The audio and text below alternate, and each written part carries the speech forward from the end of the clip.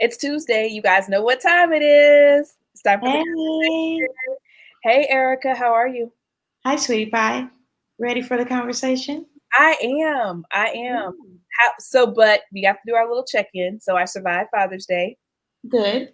Yes, yes. And you were in my Like prayers. 17% depressed and not Mhm. 100% depressed. Saturday, I didn't do shit. Sunday, I did get up out of the bed and like shower before noon and Okay. move my body. Mm. But Saturday, Right. I didn't do anything. But that's okay. It's only Father's Day #2, right? I'm not supposed to have it all the way down. You like my new cup, guys? I look at that. That's a sexy cup right there. I know, right? It's got Yeah. my favorite word on it. Your favorite word. Ah, yeah, yeah. Kicking it off today. We have two special, very, very special women that's gonna be with us today. I'm so I always excited. love it when we have the ladies. It's like I Nice.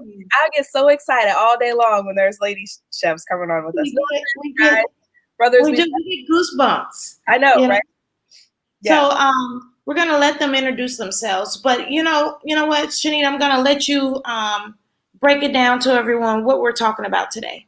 Right. So today it is the week past Juneteenth, but I still feel like it's a relevant conversation. One, because I'm going to be very honest. Hmm. Kansas City has had a Juneteenth festival and, activities and whatnot my whole entire life. But I Right. honestly don't think that it was until recent years that I really like plugged in, Hmm. kind of figured it out. And so I'm gonna be for real. Like I felt super uncomfortable like posting Happy Juneteenth and because I was just like, it's not something that I've always celebrated. And for context, I don't celebrate the 4th of July either. I, Okay. I do celebrate it in the sense that it was my grandmother's birthday, and so it's Okay. more like a birthday celebration for her, but less of a like Independence Day because Right. obviously it's not an Independence Day. But I never, our family never like formally celebrated Juneteenth. So I'm super excited to talk to them Wonderful. just to one, like have this as a historical record of Hmm. conversation and hoping that people will go back and see the Juneteenth title and learn something from it. So anyway, what about you? For me, jumping on the Fourth of July thing, it was a family holiday. It wasn't like Independence Day. It was a day of family getting together, cooking, getting to see our cousins and our friends, and it was more like that. It was a more heartfelt family holiday. Right. Juneteenth, um, I can honestly say that I didn't celebrate it. I knew the history of it. Um, and I acknowledged it more Right. in prayer than anything else. Yeah, for sure. Yeah. Okay, So well, let's let's bring our bring our guest ladies here. up. Yes. Okay, I'm bringing him in. Hi, Lasheeda. Hi, ladies. So each of you, we're gonna let you introduce yourselves and tell us a little bit about who you are, what you do, and why is Juneteenth such an important day for you. And again, thank you, ladies, for joining us today. I'm Yes. so excited. I don't know if you heard our intro, but whenever we have ladies on, I'm geeked all day. I'm like, Like, yes. I know. It's all about that. Look, it's all about the ladies. I'll yield the floor to Lasheeda.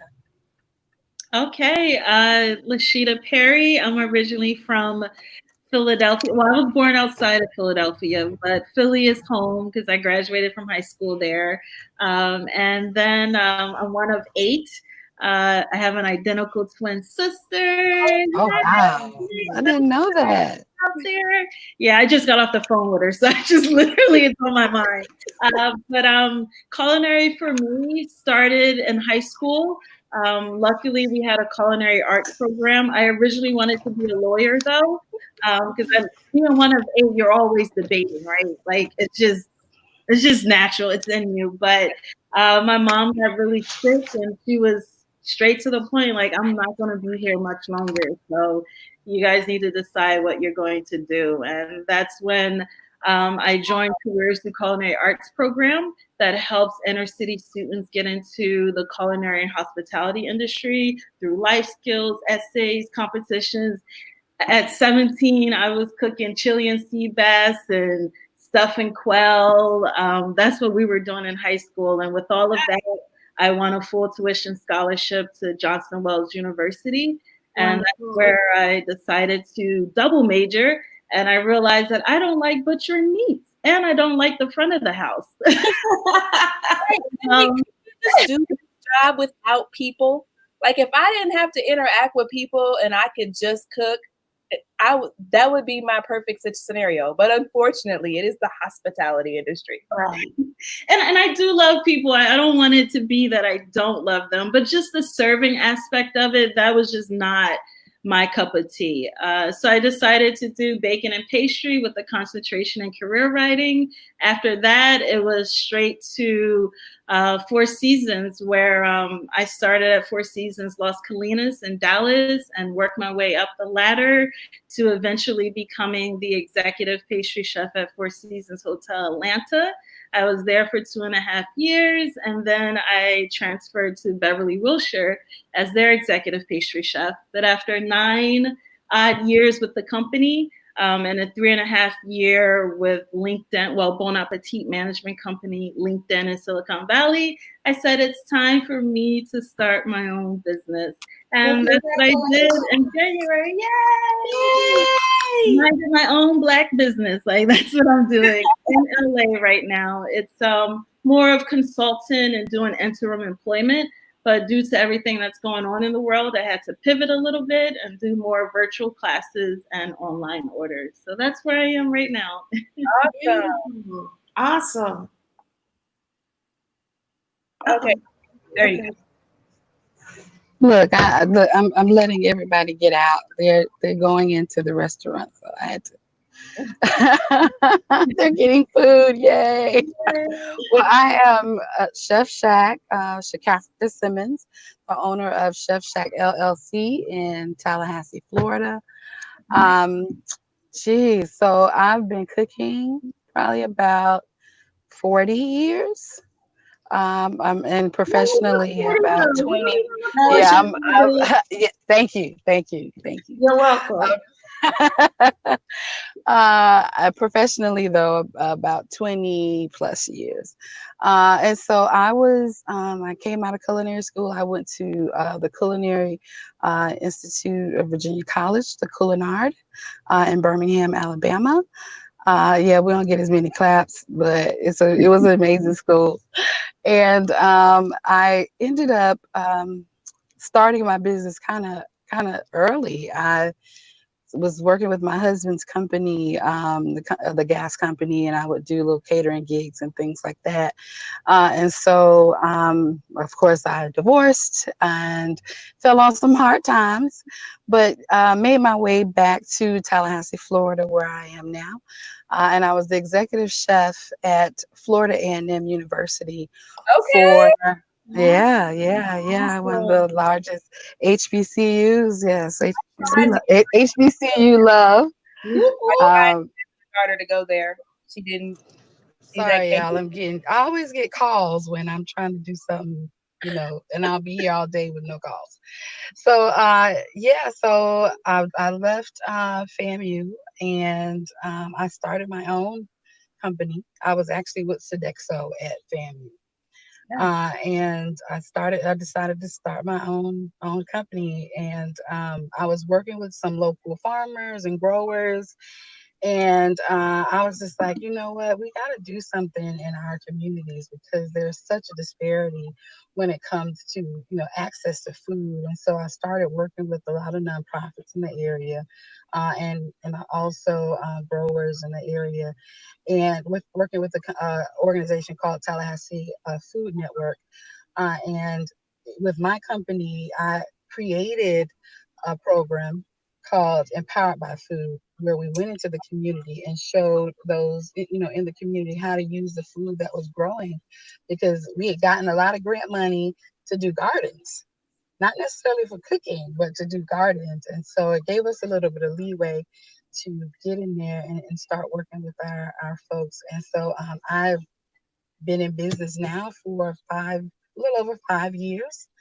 And I'm just excited about being in Tallahassee. I'm actually a CHOP champion. I've been to CHOP twice. Thank you. I've been to CHOP twice. I won once. Went back just recently, actually, right before COVID, and competed on Beat the Judge.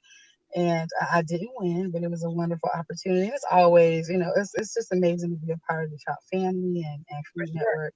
And so right now, because for my business, COVID was devastating. We really got hit pretty hard. I mean, just coming into COVID, I think we actually started feeling it even before the country started feeling it, because some of our corporate customers were already like, you don't know, we're hearing this in the atmosphere, these things are happening.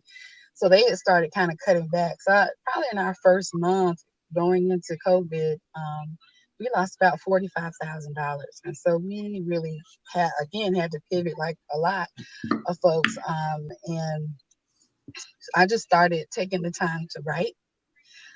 So I'm working on a book now, kind of a food philosophy book. Folks were saying they just didn't know what my food philosophy was, and I wanted to educate people on who I am and what I stand for and why I do the things that I do. And so it's called The Art of Concocting, and it's kind of a tribute to my grandfather, who was the first person to put me in the kitchen. He was amazing at cooking. Didn't do it a lot. He definitely, mom and grandmother nurtured my gift, but he definitely got me started, and so I kind of adopted his style of cooking. So I've been working on that, and actually wrote a 10-episode pitch for a major network. So I'm just, we're just doing what we got to do out here, surviving as ladies in the food industry. That's right. And not only as ladies, as I don't hear you. I said, can you hear me now? Can you guys hear me now? I can hear you. I was saying not only as ladies, but also as Black chefs, Black women. Oh, chefs. Yeah, absolutely. Absolutely. I'm pretty much, it's me and maybe one or two other people here in Kansas City, if you can believe that are women, Black women in the food business. And for the most of my career, I was kind of solo dolo. And so that's why I always stayed in contact with Erica as like my mentor and the first person I ever worked for professionally. Because she was like really for like ever the only woman Black chef that I knew, which is kind of sad when you think about it. But it was today, a long time ago, baby. I know. It was a long, long time ago. That was what was that? No, that was 1997. 1996. That was a long time ago. So, ladies, when we in the intro, we talked a little bit about Juneteenth, and I was just saying that, in Kansas City, it's definitely something that we have celebrated in our historic 18th and Vine district as a community, but not so much like individually as a family. So when were you introduced to the concept of Juneteenth? Is that something that you celebrated in your family, in your career? No, to be honest, Juneteenth was not celebrated in my family. We did partake in festivals and celebrations about African American culture, but that specific holiday growing up, I do not recall ever celebrating it. It wasn't until I would say college that, I knew of it, if you will, and started exploring it and educating myself. But still then I never had my own celebration, if you will. So I've only been here in LA for about a year, and I told myself I am going to partake in every African American, Afro Latino, any type of African festival celebration, because LA is known for that. So once COVID came around, I'm like, oh my God, I wonder what I'm gonna do for Black History Month. What am I going to do for Juneteenth? And luckily, I still have a great relationship with some of the chefs as well as some of the engineers at LinkedIn. And LinkedIn is very, very, very big on diversity and inclusion on every level possible. Even when I was working there, you know, Black History Month, it was like Lasheeda's cornbread, Lasheeda's this, like my name was scattered throughout the cafe because I was the only Black chef. And, Oh, wow. you know, even 4 years after I left them, they still welcomed me back to be like a guest chef for African American Month celebration. And even so, for Juneteenth, they did a virtual celebration where it was Black tech. And it was the engineers from Amazon, Intel, LinkedIn, I think Google was there. And then there's me, the pastry chef, and another chef who does barbecue. And that's how I celebrated this year. And it was amazing. I mean, they had a DJ. It was 3 hours long, but it was still amazing. And about almost 200 people showed up. And I got to do a little demo, educate them on why red food is so important during Juneteenth. So I did like a semi-freddo with strawberry, just because, you know, when slaves were first freed, their drink of choice was red soda, which back then was crushed strawberries, because as slaves they couldn't have that drink. So that was important to drop a little knowledge, but to also, you know, do me. So that was my Juneteenth this year. It was amazing. Well, I feel like I had a very quiet Juneteenth compared to that. You know, I mean, you know, growing up, we didn't necessarily celebrate Juneteenth. It was more of I think we knew what it was. We were aware of it. And when it came around, you know, it would be like, oh, happy Juneteenth. Yeah, that was kind of, you know, it. I think this year probably, you know, and I didn't even do a whole big celebration, but I made it a point, you know, to say it, you know, Happy Independence Day to my people, you know, because it was important. I felt like they needed to feel it, you know. I mean, I even have a face mask that says, you know, my independence was Juneteenth, you know, and I think that to me that it became more real. I think with so much that we're experiencing and that we're going through, we have to really grab hold of our stuff, you know what I mean, of the things that bring power and strength and reinforcement to who we are. And so yeah, so I didn't do a lot because I've been traveling, so I didn't necessarily do a huge celebration, but I just made it a point to make people aware, you know, and to yeah, just to celebrate it within, you know, and just to be proud, you know. I'm walking in the store with my Juneteenth mask on, and people are like, "What's that?" You know, you know, it definitely prompted a couple questions, you know what I mean? So so that's kind of, you know, what it's been. But I'm so excited about, you know, the future of Juneteenth. I was laughing at our president saying that he made it popular, but you know, I remember.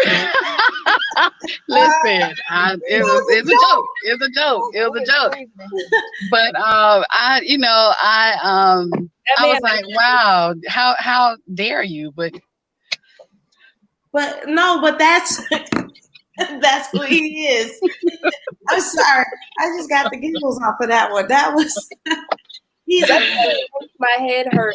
Yes, he's a joke. So he always gives me a headache. His whole face makes me hurt. Right. Headache. I just don't understand. And I'm decided that my anxiety level goes off the charts whenever I hear his voice. So I don't. Let me just read it. I just can't even hear you talking. I don't want to see your images. I don't even want to. I know. Oh my God! Don't get me started. We go in on him. So I didn't really mean to take it to him, but nevertheless, it just kind of made me like, no, you don't get to do that. You know, you don't get to go out and say that you made a holiday, you know, something that belongs to Black people popular because you mentioned it, you know, because you drew some attention to it. It was something that people were wanting, and they were, you know, and they needed the opportunity to own it. So that kind of was a slap in the face. But Before we this year, though, I do want to take a moment and acknowledge my children's generation. Yeah, they got him real good. Oh, that was a good one. They got it real good. So congratulations, young people. We didn't believe y'all could do it, but y'all did it. Y'all have have over 1 million people at that rally, and there was like 6,000. Right. Because the young people requested all the tickets.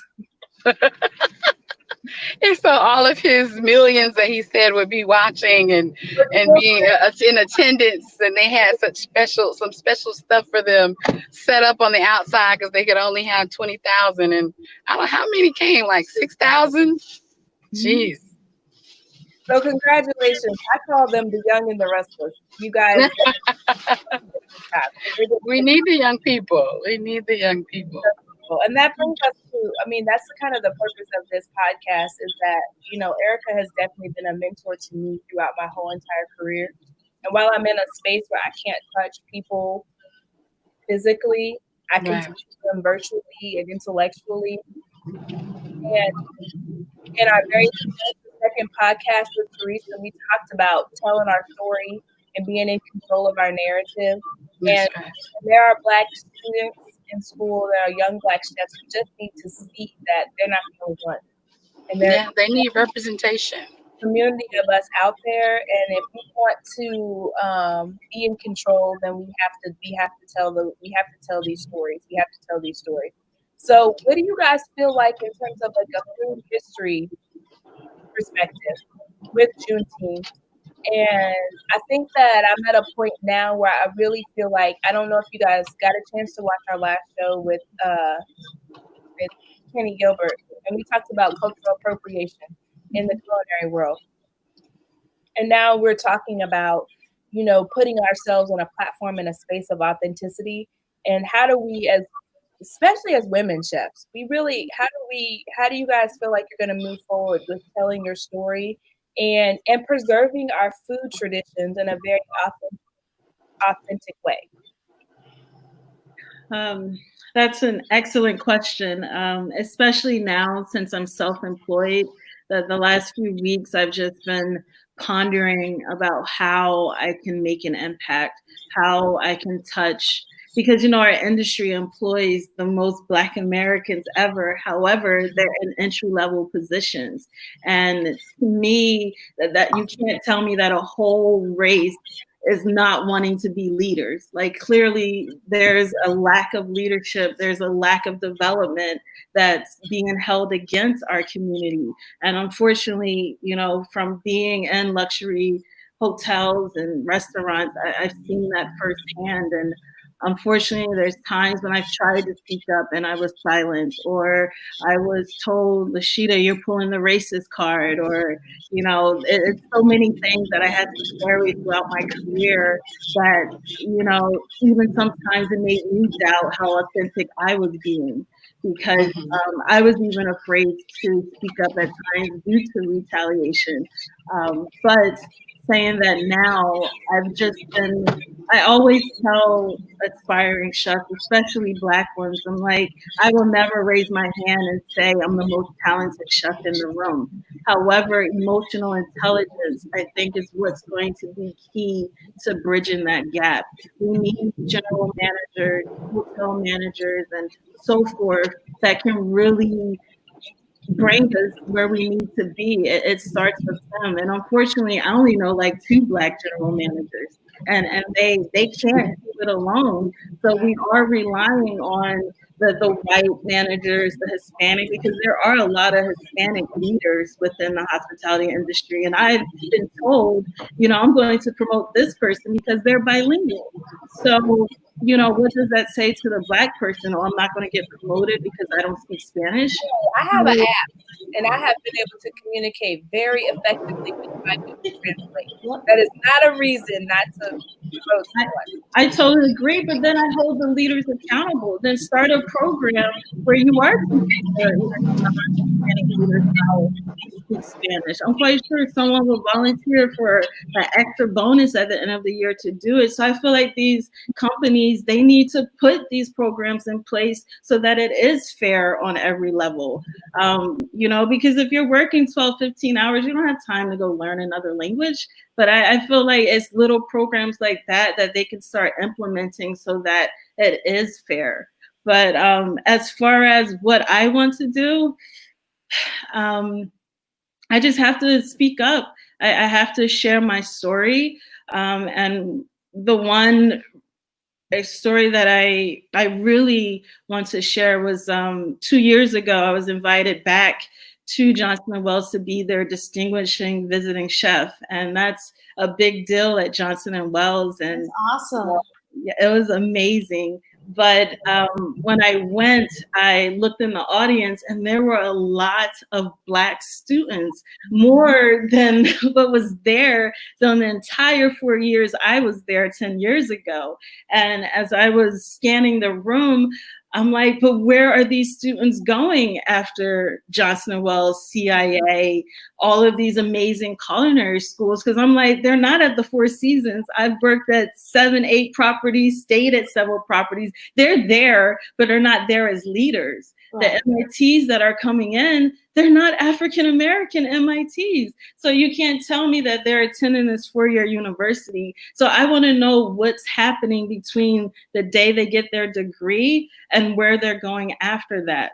But the reason I need to speak up is because, long story short, one of my instructors, he was like, Lasheeda, once you're done your demo, I need you to meet this student. And this particular chef, he's a bread chef. If you know anything about bread chefs, they're very, what's the word I'm looking for, monotone. You really don't know when they're happy. You don't know when they're mad. But this chef, I knew whatever he was trying to convey to me was important, and that it was, and it made him feel some type of way. So I went to go see the student, and he was like, this student was literally crying when you were up there speaking.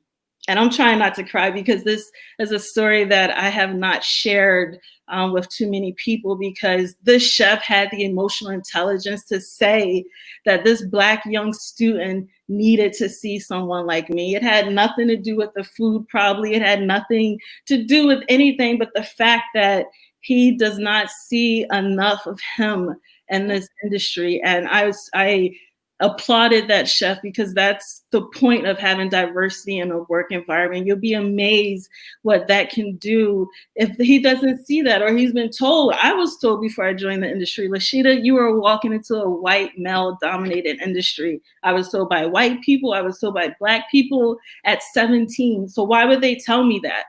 Because it's the truth. And that was 15, 18 years ago. And this young guy, I went up to him and I wanted to be professional, but I knew I had to hug him. And I'm all about energy. And whenever he was feeling, I felt that. And he was literally just shaking. And then all the other students just rallied around. And I just saw a chef, he was in the background, and I can tell on his face, like, he knew how important that was. And if we can get more chefs and leaders in our industry to understand that, then it starts there. So emotional intelligence is the key. Yeah. Nice, nice. Well, so I'll just, talking about representation and mentorship, and I think that's kind of where I want to kind of put my energy. Right now, I mentor about between 15 and 20 young African American chefs across the country. One actually, y'all might know Kia Damone. I call her my baby. She's my baby.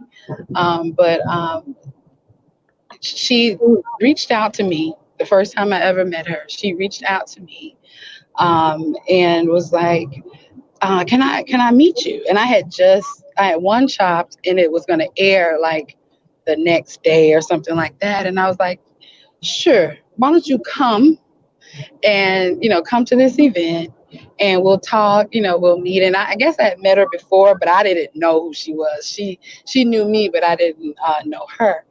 And so she was like, I just love you, and she went on to tell me her story of how she had been struggling in the industry and not seeing anyone that looked like her. And, she didn't feel like she was being taken seriously. All these things that even at this time, with the number of years of experience that I have, I still experience them too. And so I was like, baby, you have to go in and know who you are. At the end of the day, you can't let anybody dictate who you are. You can't let them tell you, what you can't do. You have to know that. And for us sometimes, because sometimes there is no one else that looks like us in the room, we have to go in with some of that on our own.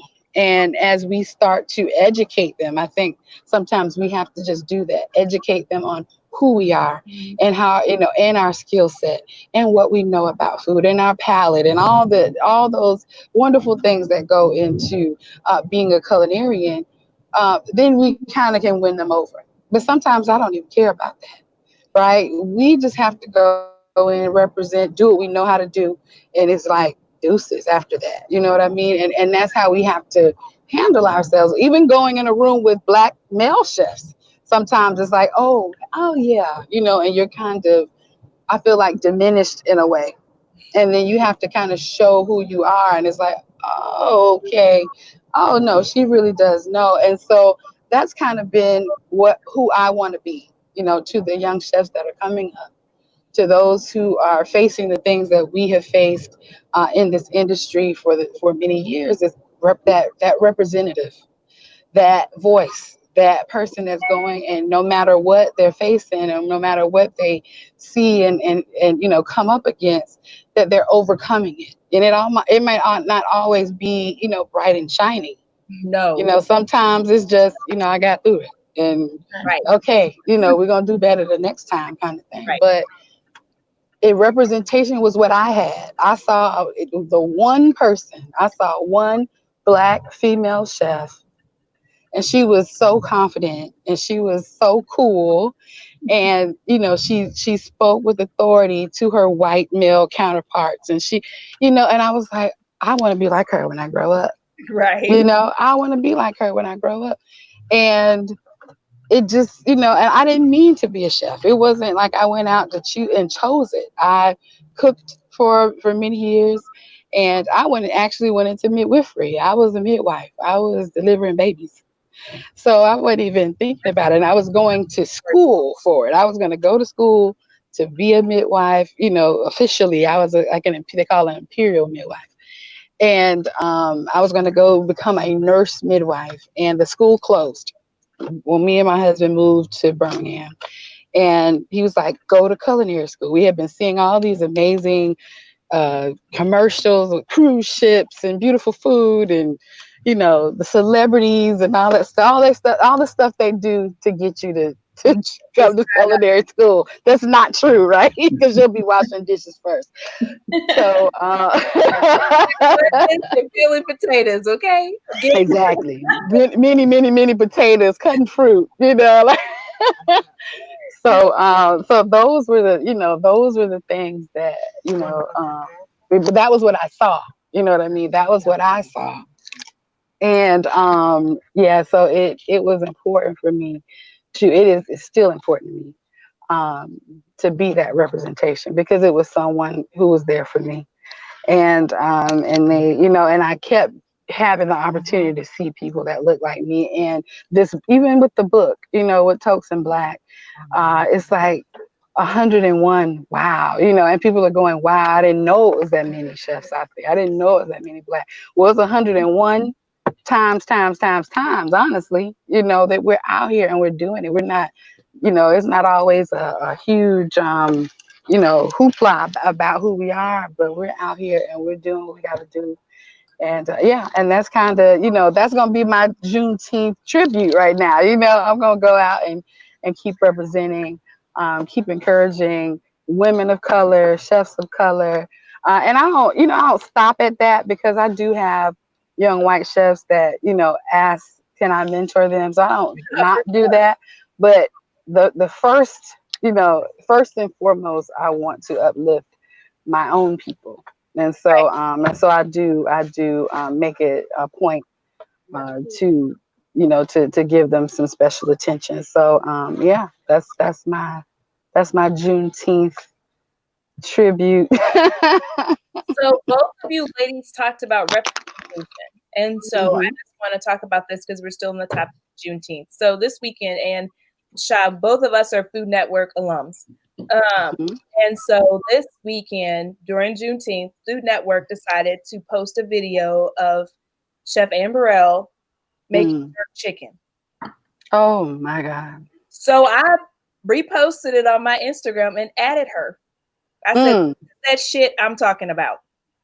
What? And so what did she say? We need Chef Ann to give us her take on jerk chicken.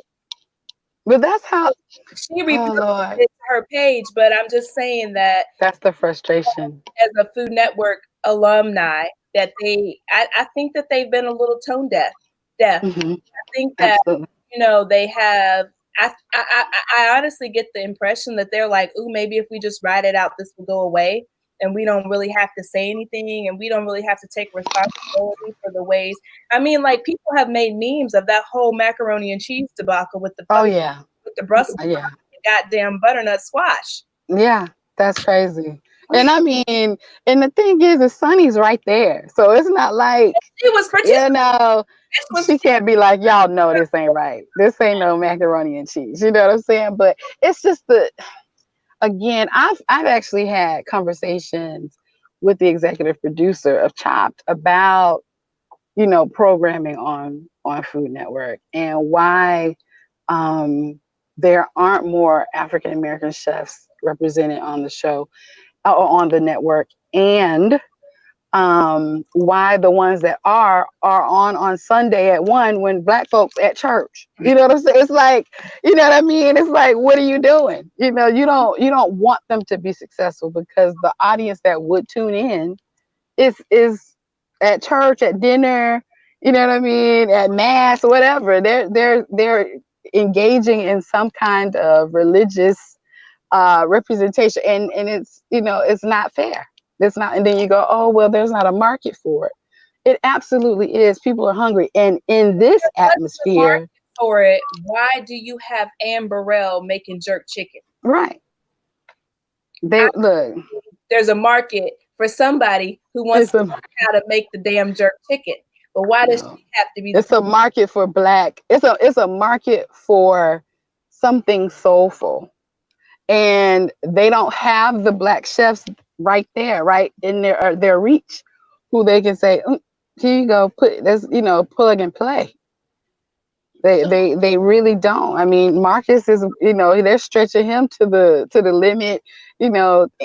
Sonny, I mean, they only have a few, so it's like they really need to rethink who they're going to be. And they want to say they're diverse because they have a couple brown people, not necessarily African American people. And then of course they have women, but there is a disparity. There is a disparity. There are enough Black faces on the network, and people need to see us. And now, I mean, even James Beard, the James Beard Foundation released a statement about how they, are white led. I mean, they said it. We're white led, and we need to do better. Like, we are not diverse enough. We thought we were. And in this climate, we understand and we see now that we're not. And we want to hear from you. What can we do? And they're talking to consultants and trying to, add more diversity to their programs, and reaching out to more African American chefs. And sometimes when, and Teresa probably can speak to this, too, going into James Beard, you have to pay yourself, like for your food and all that stuff. And so it was like, a lot of the Black chefs couldn't afford it, because if I got to pay for my food, pay for my travel, pay for all that to be a part of your dinner, then you've pretty much, tapped me out. And so a lot of us missed those opportunities because we couldn't even afford to be a part. So now they're, offering funding and different things like that, so that we could have an opportunity to be at that table as well. And so, I appreciate that. And more people need to do that. American Culinary Federation they need to do more. If you are wanting African American chefs to get your certifications, and of course are required, a lot of places that we work are requiring it, then what are you going to do to support us? And we don't need white people to lead us. We just need your support. We can tell you what we need.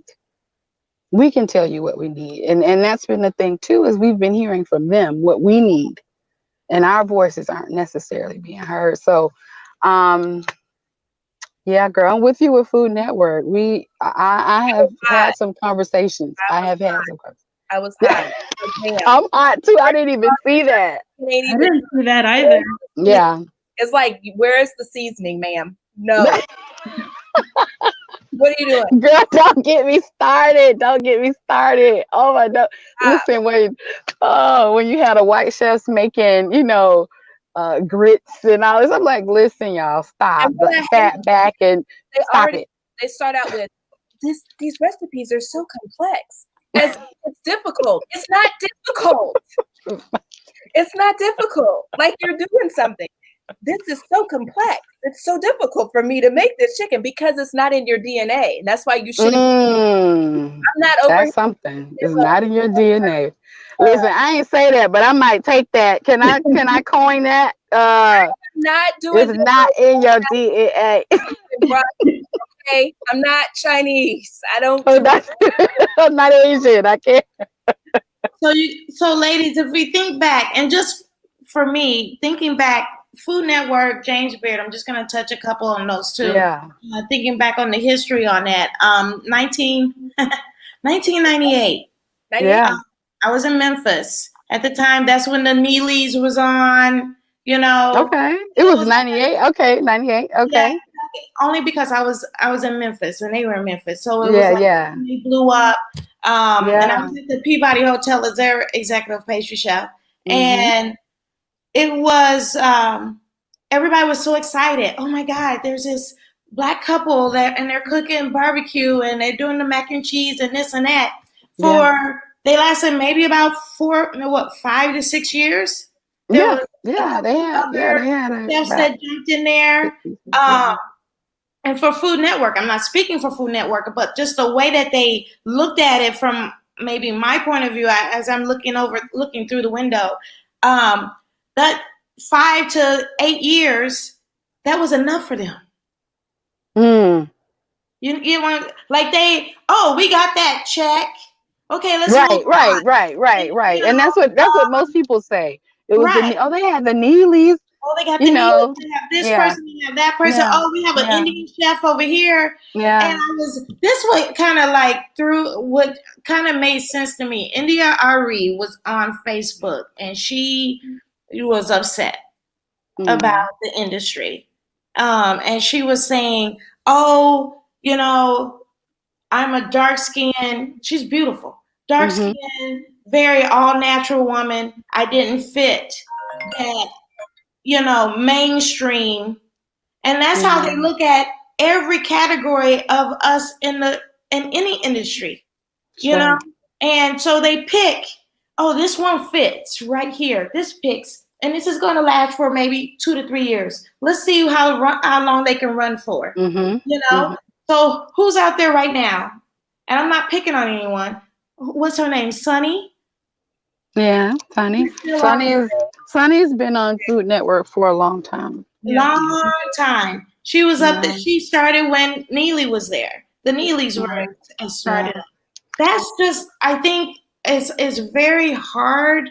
I'm not saying that they're not wrong, but this is just how they wrote the program. And that's where we come in to say, hello, let's change it. And just keeping on to James Beard, I remember when Mitch reached out to me, and it had to be in 2010 or 2008, and I was doing Culinary Wonders, and he was just like, Erica, you have this list of Black chefs.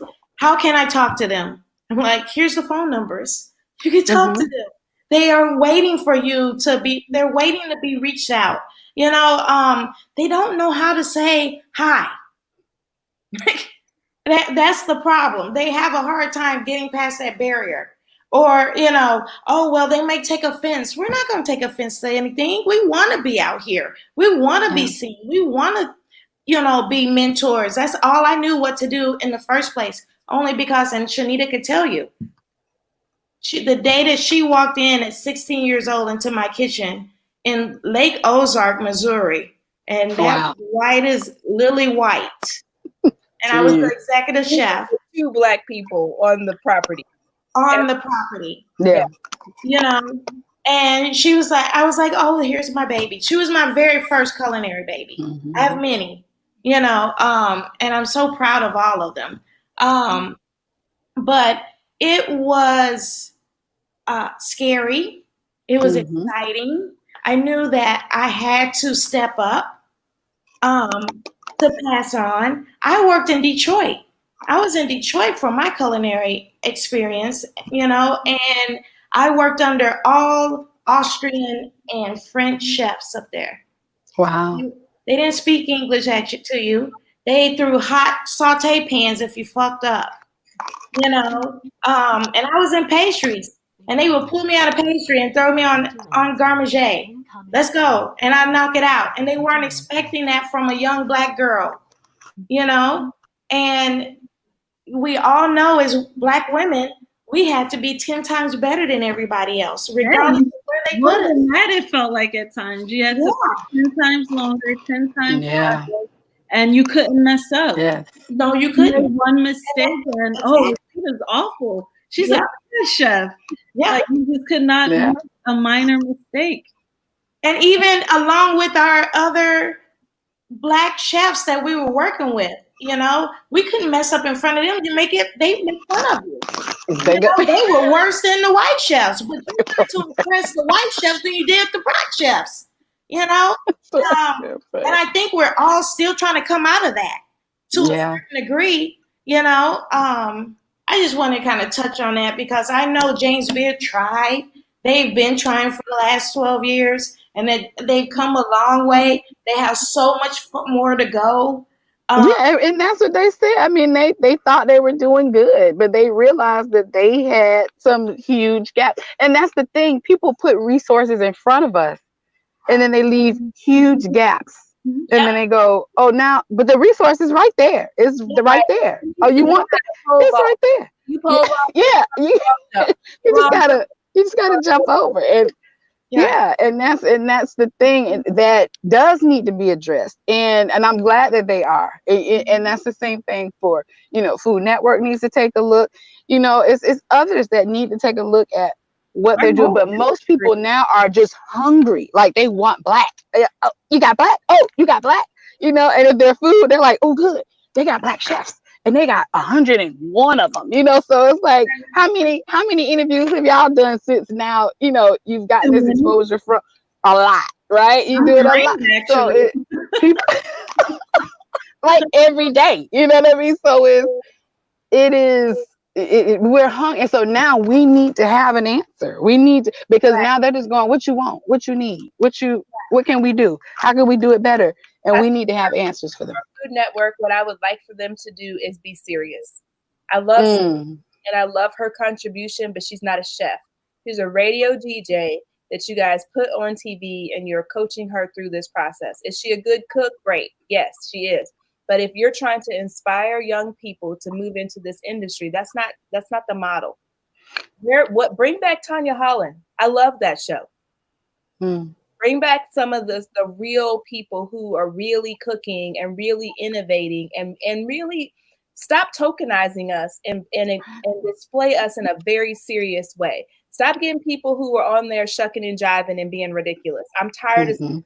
Don't put nothing else in the damn microwave. Please stop using Ziploc bags as pastry bags. I'm over it. Like, quit it. Quit. Why are you taking out? Wait, hold up now. Listen. I don't have that many pastry bags, but I'm not I'm not hard to get every now and then I gotta do it. You know what I mean? Television. What they gonna tell y'all pastry chefs? I'm a savory chef, right? I got a degree in it, but I don't do it. So okay, Wilton makes. I know, but they expensive. They are expensive, but I think it starts How does with, anybody understand? you know, the Albert Oosters and the Valronas and the Swiss Chalets.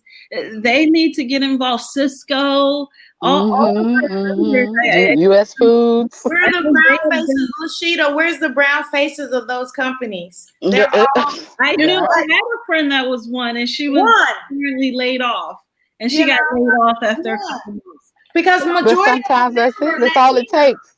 And I That's all love it my takes. Latino brothers and sisters, but majority, if you look at the pastry industry right now, there's still not a lot of us brown people that are there. Oh, absolutely not. Mm-mm. Right? Who's on top? They're either Asian or Latino right now. But that's diverse enough for them, and I think Well, they can say that they're diverse. That's the biggest thing is not having black. Is they want to say that they're diverse. Right. And so adding those faces, oh, we have, but in this country, there needs to be more African American faces in these spaces and in these places. It's rooted in the South. Right. Period. That's it. Stop it. Just Period. stop. Period. I don't want to see anybody else. I'm done. So the last question, we always ask everybody this before. You saying that Paula Deen is not your best friend? Stop No. it. I had to do Stop that. it. Stop it. I had to do Stop that. it. Right Stop up the it. I'm just saying. I'm gonna need. Stop it. But y'all, and going back to Food Network for just a second, Curtis Akins actually. Can y'all see me? Yeah. Yep. Okay, Curtis Akins was actually one of the first chefs on Food Network. He used to be doing like the Good Morning America and all that stuff. He's an African American male. He used to do Good Morning America in the 70s or the 80s. Y'all might not know. I'm old, but y'all might not know that. We're the same age. So okay, Eric. Okay, so yeah, so and he's kind of one of my mentors, but he was one of the first at Food Network and kind of got shoved out when they wanted to go into that kind of game show-ish. I don't even know, because they started out kind of lifestyle, Very but you could go there as a culinarian and get inspired, and now I'm like, I'm not watching this shit. What is this? It's hard. So yeah, so that was kind of my experience going back. When I went to Chomp initially, I had watched, and we've had a lot of women, African American women, come through Chopped, and men, and so it was like, okay, this is cool. And of course, I love Mr. Basket, I love that kind of stuff, so it was always exciting. Going in that first time was like, oh, this is going to be something that is going to be life changing, and it's going to, you just have all these, high hopes, for that experience. When I went back, though, I kind of was like, I'm kind of over this, like I was ready to go. I was ready to go home. It wasn't and everyone's like, I'm so sorry you didn't win. I'm like, you're like, yeah. I know that feeling. Really? I know that feeling. I'm tired. I'm so tired. I just want to go. I did Cutthroat the first time, and then after they did the next Food Network star, the football player won, and then it was like barbecue blitz, so they came to town, and I happened to be between restaurants, opening the next restaurant, and I wasn't doing anything. So I was like, all right, fine. If you guys are coming to town, then I'll compete. And so I did the second show, and I felt the same way the second time. I'm like, okay, so it's a barbecue show, and the person who won made a sandwich. A Reuben. She was so mad. Oh my God, I remember that kind of I was crying for the fact that I play to win all the time. And how do I lose? Of course you do. Of course you do. Who made a but when your energy, you feel your energy being zapped for no good, you know what I mean? For no good. Up the food chest and saw that the meat was sponsored by a contestant, I said, oh, it's time to go home. Wow. I'm not winning this show. I'm here for no reason. Well, I still I appreciate the opportunities, and the reason I go and the only one I will go to is Chopped, and that's because I feel like I'll have a rapport. I've been offered Flay and Food Network Canada, Fire, Food Network Canada, Fire is the show, Fire Pit or something. But not as a contestant because I'm not interested. I'm 45 years old. I'm not running around people's kitchen. I ain't trying to, it's just not. And $10,000, it'd be gone by the time I get it. You know what I mean? So it's like, it's not, in that respect, it's not worth it. Yeah, for The sure. worth for me is that, again, going back to that representation. Yeah. You got an opportunity, let people see you. Mhm. People who want to do what you're doing, who may not ever make it to Tallahassee or if I'm in Georgia and Atlanta or Jacksonville or what, they may not ever get those places to Right. see you, to meet you or whatever. But if they get the opportunity to see you doing something that they feel like they want to do or may aspire to do, then it's worth it. You know what I mean? It's worth it, And I'm at this point now, I don't even play for me. It's not about me. It's about everybody, it's about those young people. It's about those folks out sitting at home wishing and wanting. And so, yeah, and it makes me feel good when I can do that, when I can do that. But if I go back now, I'm like, I want to be a judge. Right. Or have a show or whatever, because I want to be in control of something. I don't want to be making you lots of money and breaking my body down, so Be happy yeah. that you didn't do Bravo. That part. Bravo was all drama. I can All imagine. drama.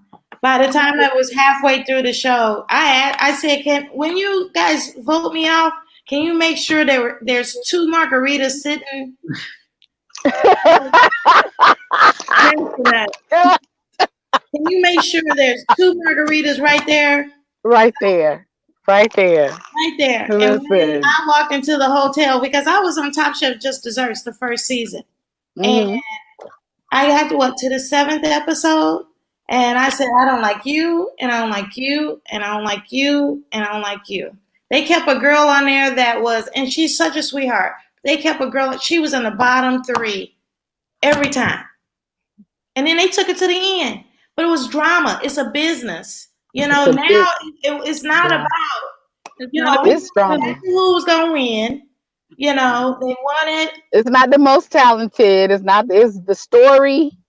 And of course, like she said, it's the drama. It's if they can, because even with my last show with Beat the Judge, we were so calm and, everyone was like, we're going to do this, and I'm very calm anyway. So it was like, y'all want me to do what? It's like, that ain't even nothing, that I wouldn't do that. I wouldn't necessarily, talk to him, talk trash, do this. And I get that. Angry black woman. And they do that all the time. And when they told me that, I was like, well, my mama watching and her church. There's no way. Right. My mama watching. One producer, he told me, he's like, I've never had to tell anyone this, but you smile too much. Wow. It's so crazy. He was like, you just burnt your caramel. And I was like, I'm going to just start another one. Right. I'm just going to do it again. Over that. Yeah. Well, they wanted you to throw the pot, start cussing. I was just laughing like, okay, I'm gonna start another one. But that's it's so funny you brought that up because when I'm still with Food Network, and as you said, it's all about representation. Like I need to let my nieces, my nephews know, my future kids know that I was my authentic self this whole time. Like my white male counterparts, they didn't have to worry about being their authentic self. They were never challenged to be no one more than the person they are. But my hair had to be the same. I'll never forget, I did one whole season, and the 3rd day I came in, they were like, your hair is different, Lasheeda. And I was like, oh, I tried to tell you, I'm all natural. You got me running around, opening the freezers, opening refrigerators, standing over a stove. What do you expect is going to happen? And I've been working 15, 16 hours. I don't have time to go back to my hotel and do my hair. But those things that I had to worry about, it wasn't about the food. The food was secondary, not even secondary for me. Thank God I'm a Black makeup artist, because that was my concern. I was like, oh, you have one? That's very rare. When I saw, and she was we didn't have a makeup artist at all. We had to do our own makeup. I was like, thank you. I had one. They gave you a little bit. They gave y'all a little extra money. They gave y'all some extra money because they didn't give Chopper ain't got that money. They like, you can put your own lipstick and makeup on. Yeah, you can freshen it up. She had me together. So last question, and this is actually a question that my therapist asked me, but I like to ask everybody on the show. COVID is a reset. Mm-hmm. And as we are Black women and culinarians and pivoting out of this industry, what's one thing that you feel like that the industry needs to leave pre-COVID? And then the same thing for you personally. What are you leaving behind as you move into this? I don't like to say new normal. We decided that last week we don't like that word. We don't like a phase, a reckoning, a reset, whatever you want to call it. So I'll start with you, Lasheeda. Oh God, I feel like I'm trying to that. That's a hell of a question. What do leaders need to leave behind? And we're referring to the industry, correct? Industry, and then yourself. What are you leaving behind? You've had all this downtime. You've been quarantined in your house. So what are you leaving behind? I'm leaving behind the fear. I've had a lot of fear in my career. Although I've excelled in it, there was a lot of fear still, and the fear of just not being good enough. And I'm done. I am good. I'm better than most of my peers, to be honest. And that's not to be cocky or conceited. You don't know, no caveats. Thank you. That's what I'm doing. I'm leaving behind that fear of that I'm not good enough. But I need my peers and my leaders to lead behind. It's so much. I feel like most of the people, my employers, they just need to get a whole new team. Get rid of some of those leaders they have. That's who they should leave behind. I agree with that. Dead weight. A whole new team. Because our industry has shown that we're good at making money. We're $1 trillion industry. So these leaders, they can make money, but they're not keeping their Black chefs. They're not keeping most of their employees, to be honest. So leave them behind. Okay, Sha, what are you leaving? And what do you think the industry needs to leave? Well, I agree. I agree with Lasheeda. She said it nicely. I'm like, dead weight, like just that old mentality, that I don't know, that old boy mentality, and for me, I think excuses, I'm just, if you're going to do it, and that's and I'm saying that to me. If you're going to do it, do it. Don't create a reason, why you can't, or what the challenge is that might slow you down, not necessarily stop you, but just slow you down. It's like, get it done, no procrastination, no excuses. Do it. That's it. I honestly haven't answered the question before, but I'm going to tell you guys what I'm leaving behind. So in 2017, I got a chance to go work with the Lee brothers. And one thing that they were like is they told me, they were like, yeah, we don't cook for free. They're like, who are you proving yourself to? I was like, so that's what I'm leaving behind in the old industry. I don't have the need to prove myself anymore. My resume speaks for itself. And I'm considering any opportunities that require me to prove that I'm capable of completing the task. At this point, Google me. And if you don't prove that means I'm capable capable, then why did you even call? Because I'm not gonna sell you on why I need this opportunity. You called me, and Can I raise my hand? Look, we need to leave. I'm gonna say this for the industry, not necessarily leaders, but for the people who are, I cater. That's my major thing.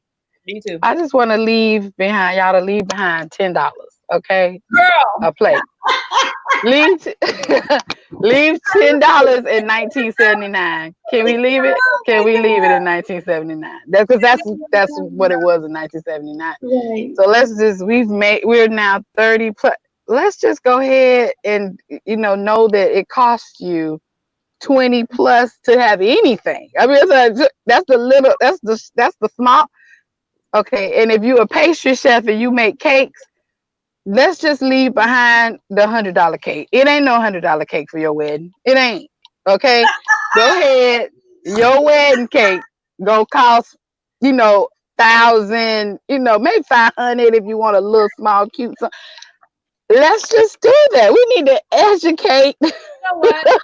our folks. I have a good friend, and she's taken some pictures for me for multiple events, and she's a white female photographer. Mm-hmm. And post COVID, I think people were reaching out to her like, "Oh, you can do pictures of me and my family on my porch," and doopy. Mm-hmm, And mm-hmm. she made a post, and she was like, "Listen, I need $878 and some change to roll out of my bed." And at first, I was like, Yeah, and then I was like, "Yes, bitch, that's right. that's right.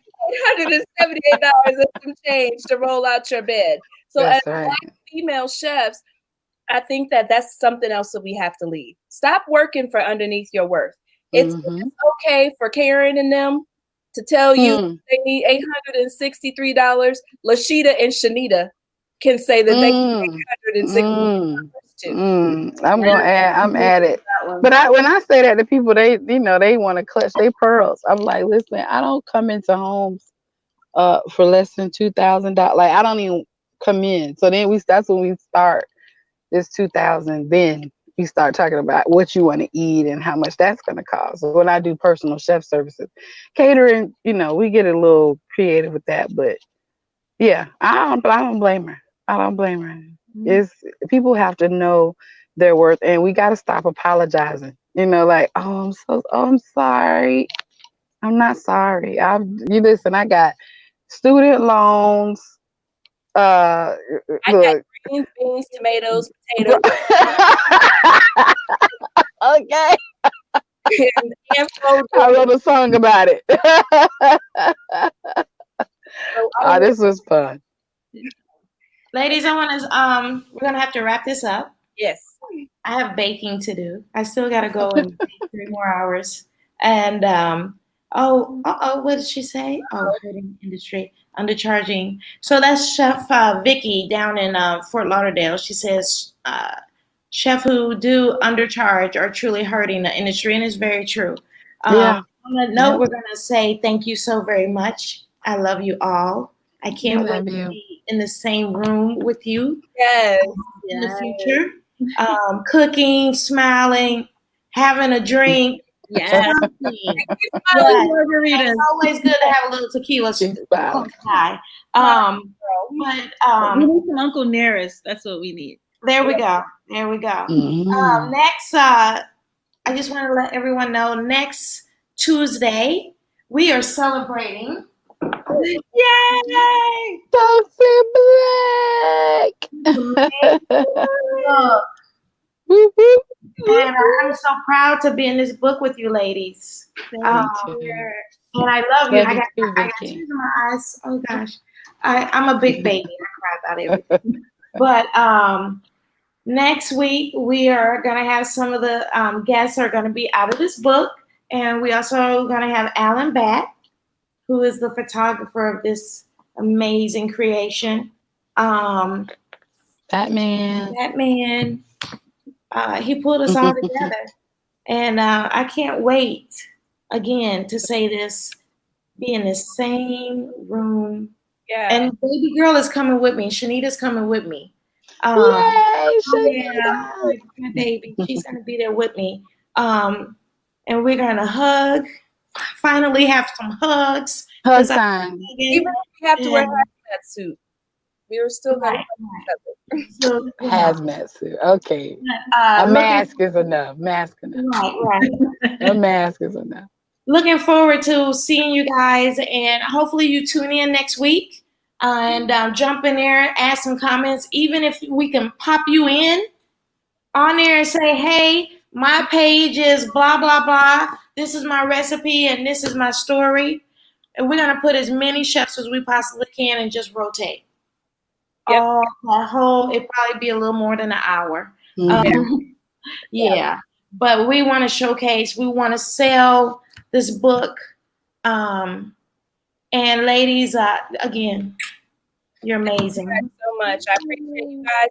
Thank you guys for tuning into the conversation. We will see you next Tuesday, 6:00 p.m. Central Time. Thank you guys. Thank you. Thank you. Bye-bye. Thank you.